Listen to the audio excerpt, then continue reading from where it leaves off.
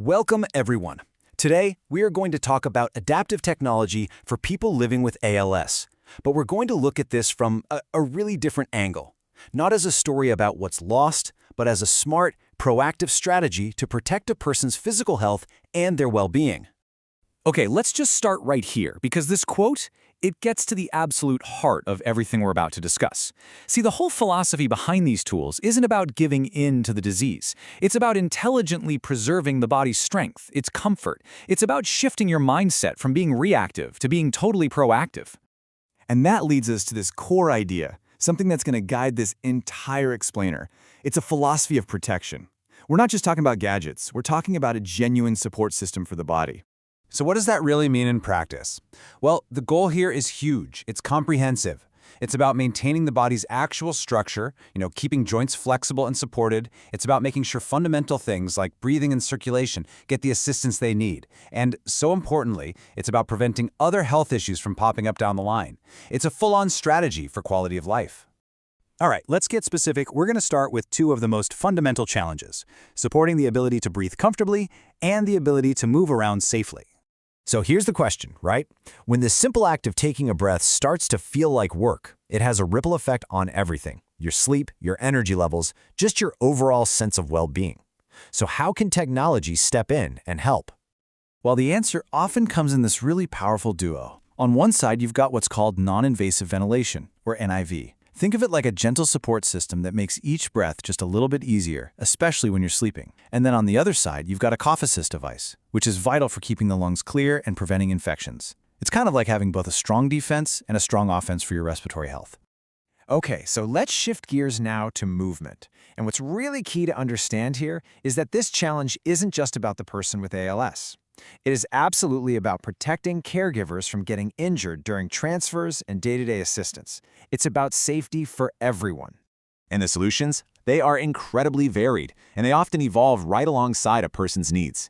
You might start with something like a walker for some initial support, but then move toward more advanced tools like mechanical lifts and power wheelchairs, which become just essential for keeping that sense of safety and independence.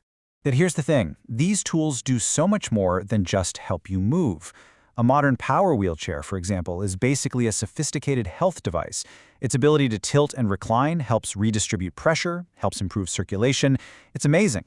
And a mechanical lift, that's not just a convenience. It is a critical piece of equipment for preventing very serious injuries for everyone involved. And this idea of support and prevention leads us right into our next theme: preserving the body's overall comfort and integrity.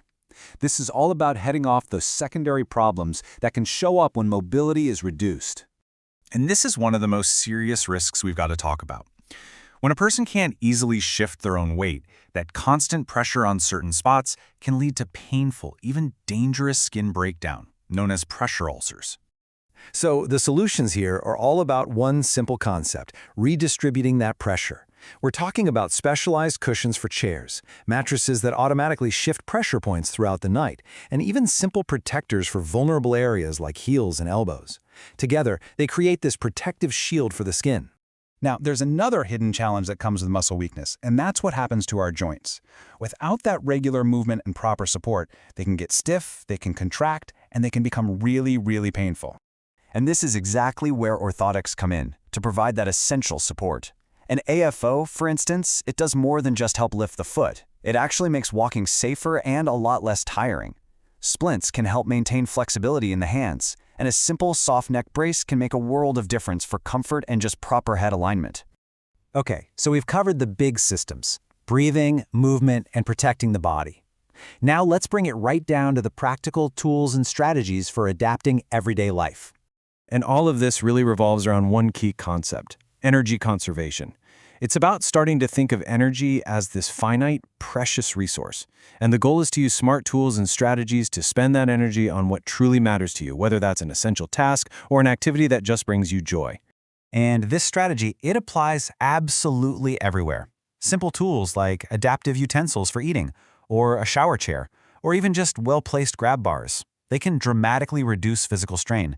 And that doesn't just save energy, it boosts safety and independence in the most personal parts of a person's day.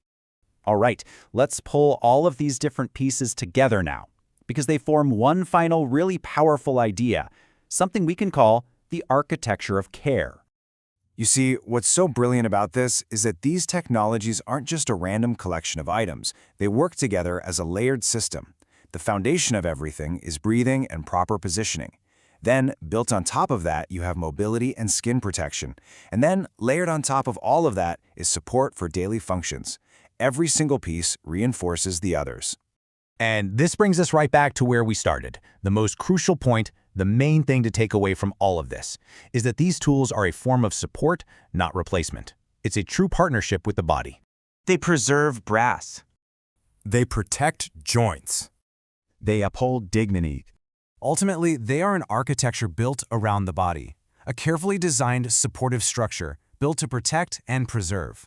And that right there is why this proactive approach matters so deeply.